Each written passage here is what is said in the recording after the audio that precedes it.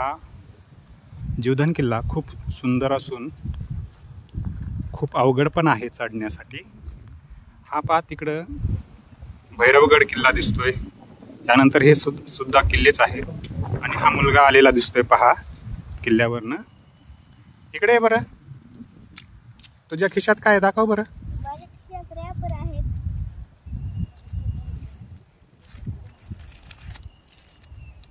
हे तू कुठं नेले होतेस? मी हे जीवधन किल्ल्याला नेलते। कशासाठी नेले होते? खायला। मग हे तू वापस का आणलीस?